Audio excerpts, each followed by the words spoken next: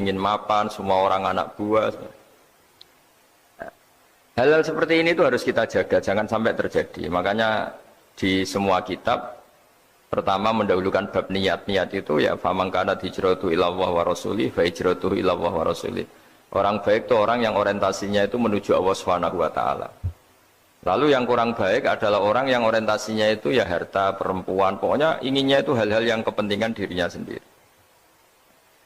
Nah lalu kenapa kita kadang tidak tahu? Ya tidak tahu itu karena tadi kita kalau tidak wiridan itu tidak punya efek samping kan. Tapi kalau kamu nggak punya uang kan terus lemes. Karena ngerti itu terus uang itu penting, wiridan tidak penting. Nah dari kesimpulan itu sebenarnya kita menjadi bodoh.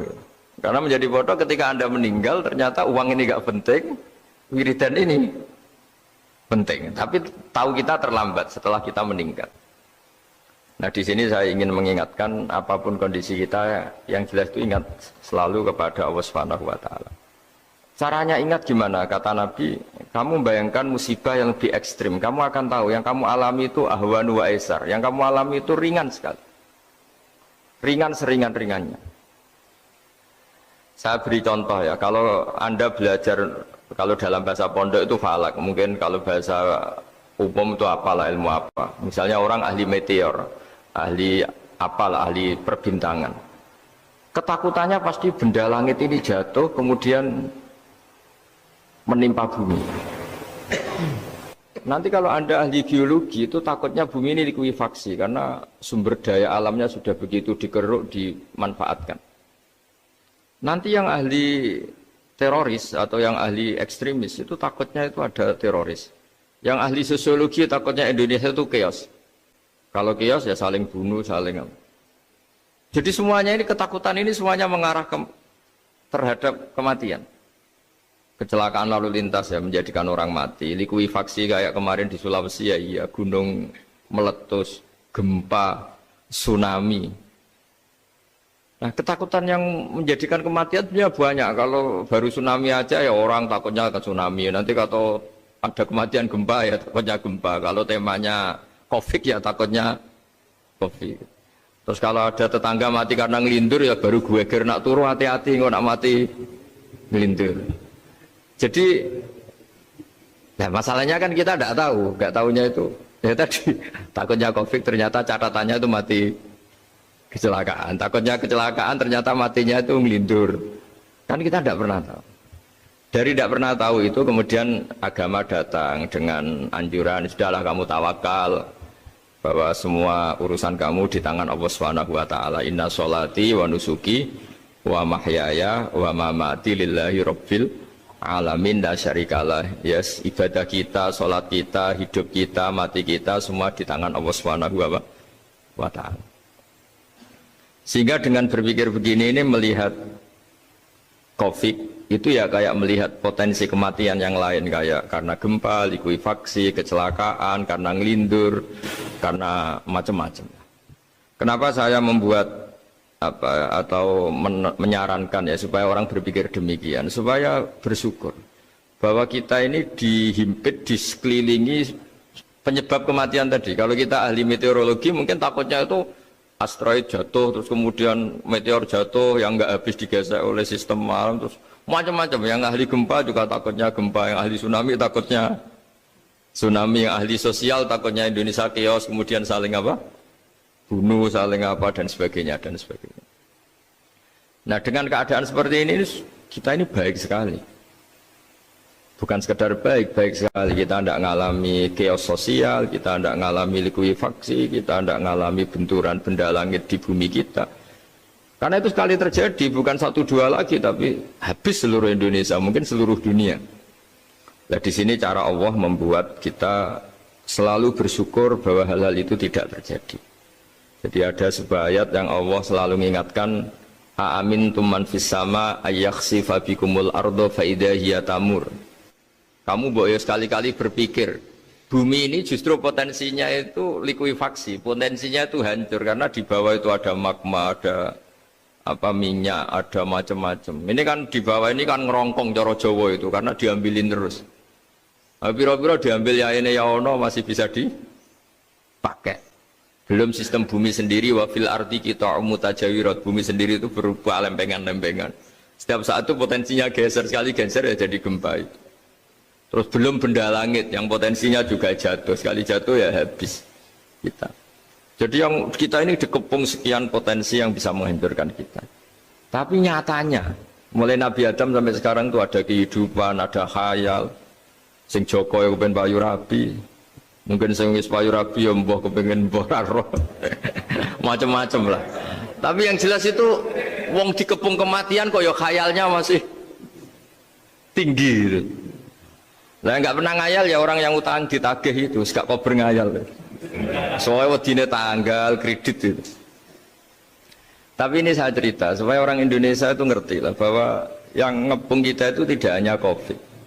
Banyak. Makanya orang Arab itu kalau ngendikan itu wa man lam yamut bisayfi mata bi khairihi ta'addadatil asbab wal maut wahidu. Karena orang Arab itu kan dulu Arab sebelum Islam itu kan satu kabilah nyerang kabilah yang lain. Wah itu kan harus butuh orang-orang tangguh karena dulu sistem rezekinya kayak sistem Indonesia dulu lah.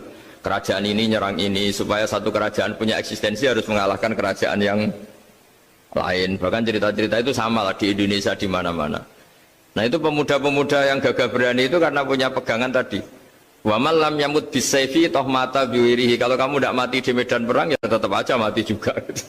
Sehingga mereka kendel gitu kata cerita orang dulu. Ta'addadatil asbab wal maut wahidu. Sebab kematian bisa macam-macam, tapi kesimpulannya tetap saja namanya mati. Lalu Islam itu mengajarkan aksiru min dzikri hadhimil ladzat. Kamu harus banyak ingat mati. Tapi uniknya Islam itu menyuruh ingat mati itu disuruh justru semangat hidup. Karena kita butuh bekal itu. Jadi kalau kamu ingat mati itu jangan terus loyo, terus nunggu takdir mati itu enggak, malah disuruh semangat. Nah, tenaga medis semangat mengobati pasien, yang pasien juga semangat mensupport dirinya supaya punya keberanian hidup. Orang Jawa nunggoni anak, nunggoni putu. Kalau saya sebagai kiai ya nunggoni santri, nunggoni umat. Jadi ingat mati itu justru dengan cara mencintai hidup. Karena hidup ini adalah bekal kita untuk sanggup ketemu Allah Subhanahu wa taala. Kadang-kadang bekal itu mudah sekali. Ada orang nakal gara-gara minumin anjing yang baru haus, sama Allah dimaafkan. Ada orang yang pulang dari tempat kerjanya, ada duri di tengah jalan, disikirkan takut kena orang, diampuni Allah, akhirnya menjadi ahli apa? Surga. Ada orang yang kerja untuk orang tuanya, kemudian orang tuanya dicukupin menjadi ahli surga. Bahkan ada ahli surga itu ceritanya itu, tapi ini jangan dicoba. Ada orang sudah jelas niat, nyon sewu niat zina. Sudah tinggal itu terus mikir dia saat itu takut Allah gak jadi, barokahnya gak jadi, langsung dia jadi ahli surga. Sarannya gak jadi loh ya. Tapi ya tidak usah dicoba. Itu kalau keterusan masalah. Jadi Islam itu menganjurkan ingat mati, tapi justru dengan cara mencintai kehidupan. Karena yang jadi referensi Allah nanti di akhirat adalah perilaku kita, amal kita zaman apa? Hidup. Jadi disuruh ingat mati, tapi justru dengan cara sangat mencintai apa? Kehidupan. Lalu yang dinamakan kehidupan itu apa? Ya kita-kita ini. Ada yang mengkhidmati agama, mengkhidmati orang sakit, mengkhidmati itu ya berbakti, membantu. Ada yang nata lalu lintas, ada yang nata keamanan kayak Pak Polisi, ada yang nata keuangan kayak Kemenku. Macam-macam. Semuanya harus kita cintai, profesi-profesi yang oleh Islam dianjurkan untuk kita nekuni itu. Jadi saya mohon lewat cerita ini orang itu tidak fokus takut Covid. Kasihan Covid kan jadi tersangka pembunuh sini. Padahal di kampung-kampung orang lugu-lugu yang saking nggak ngertinya itu kalau dikasih sumbangan itu katanya itu salam yang Covid matur nuwun. Itu ribet kalau orang lugu-lugu itu dikira Covid itu satu makhluk atau manusia yang apa nyumbang itu. Jadi saya mohon semohon-mohonnya, minta seminta-mintanya, sampean harus ngitung nikmat lah. Dengan sistem meteor seperti itu di langit tidak jatuh ke kita, sistem bumi yang sudah ngerongkong gini tidak likuifaksi, Terus di dunia ini banyak kimia, banyak racun. Itu kalau misalnya meledak, kemudian dibawa angin, mungkin matinya lebih masalah. Ternyata semua itu nggak terjadi. Artinya nikmat yang sekarang kita dapatkan, kita nikmati sekarang itu jauh lebih besar ketimbang ketakutan kita. Nah, ini Islam selalu menganjurkan fadzkuru ala Allah la'allakum tuflihun. Selalu ingat sisi-sisi nikmatnya Allah. Kamu jangan hanya sisi wah kita dikepung Covid, kita punya istri judes, punya anak nggak nurut, punya atasan sadis, punya anak buah nggak loyal. Kalau gitu terus ya kamu nggak berani hidup. Yang diingat masalah terus. Itu salah, hidup seperti itu salah menurut Islam. Yang Islam menganjurkan fadzkuru ala Allah, kamu ingat sisi-sisi nikmatnya Allah, bukan sisi-sisi kita hidup itu diuji. Saya punya sekian cerita ulama-ulama yang unik, yang punya nasihat itu. Jadi ada orang kaya raya dulu temannya banyak, anak buahnya banyak. Suatu saat dia miskin terus gak ada yang berkunjung.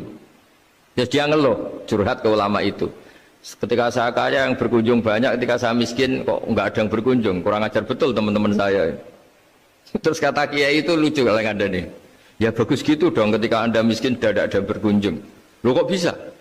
Ya misalnya kamu sekarang jadi buruhnya orang, pas disuruh-suruh dibentak-bentak, terus teman kamu udah datang, malah kamu jadi tontonan toh.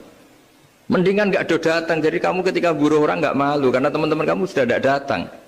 Ya alhamdulillah kalau gitu ya. Jadi dulu satu hal yang dia dulu nganggap problem, ya kan kalau kamu misalnya dulu kaya, temannya banyak, jabat, terus yang takut banyak. Ketika sudah miskin, Yun Sawu jadi buruhnya orang, disuruh-suruh, terus teman kamu tetap do datang. Siap nggak ada? Siap datang apa siap nggak datang? Lebih siap nggak datang sebetulnya kan? Karena nggak jadi tonton. Akhirnya dia sadar. Ya gitu kalau dikeluhin istri saya ini judes, ya sering marahin gini-gini. Ya bagus dong marahin kamu. Kalau marahin tetangga malah masalah. Coba kamu punya istri kalau marah marahin orang lain, pusing enggak? Mendingan marahin. Jadi pokoknya dilatih terus. Lama-lama dia bersyukur. Nah termasuk cara kita melihat kehidupan. Ada doa Rasulullah SAW yang luar biasa, ya Allah jadikan kehidupan ini sebagai penambahan saya untuk berbuat baik. Wal mauta rohatan li min kulli syarrin, kalau saya engkau takdir mati ya anggap mawon ini mati itu berakhirnya semua potensi keburukan saya. Orang itu kan potensinya dua, buruk betul atau potensi buruk. Mungkin sekarang kita tidak korupsi, tapi saja suatu saat kita korupsi. Mungkin sekarang kita tidak salah, suatu saat potensi salah. Dan mati itu mengakhiri itu semua. Makanya saya berkali-kali cerita kalau ngaji, kalau orang-orang alim NU itu kalau ada bajingan mati tetap dia seksa ini baik ya. Itu tetangganya nggak mau semua. Wong bajingan darah ini baik, tapi kiainya ngotot harus disaksikan kalau ini baik. Akhirnya mereka bilang ya baik-baik. Padahal di hati kiainya sudah tidak bisa garong lagi, tidak bajing lagi, ya baiklah gitu. Jadi sehingga orang-orang soleh itu melihat hidup itu ya biasa, melihat mati itu biasa, karena hidup adalah sarana kita menambah kebaikan dan mati adalah akhir dari segala keburukan kita atau potensi keburukan kita. Jadi Islam itu mengajarkan kita gimana menghadapi kehidupan, juga gimana menghadapi apa? Kematian. Jadi saya ulang lagi itu ajaran-ajaran Islam yang luar biasa. Jadi ij'alil hayata ziyadatan li fi kulli khairin wal mauta rohatan li min kulli syarrin. Jadi hidup menambah kebaikan, kalau kita mati anggap saja mengakhiri semua buruk kita kalau kita sedang buruk atau potensi keburukan kita. Saya cerita ringan tapi supaya diingat-ingat. Jadi kalau kita yang nekuni, saya tadi kan sudah bilang, kita kiai yang nekuni ilmu itu, ya tadi kita agak fokus bicara Covid. Inna Allaha yumsikus samawati wal ardo an tazula wala in zalata in amsakahuma min ahadim min ba'dih. Kalau kamu ahli meteorologi kan melihat ini jatuh jumlahnya besarnya sekian. Ini kalau digeser oleh atmosfer paling masih sekian, kayak kemarin Januari kan hujan meteor yang sering kena Lampung kemarin. Terus di mana-mana mesti takut kamu itu. Kalau kamu ahli gempa takutnya itu ya pergeseran lempengan bumi.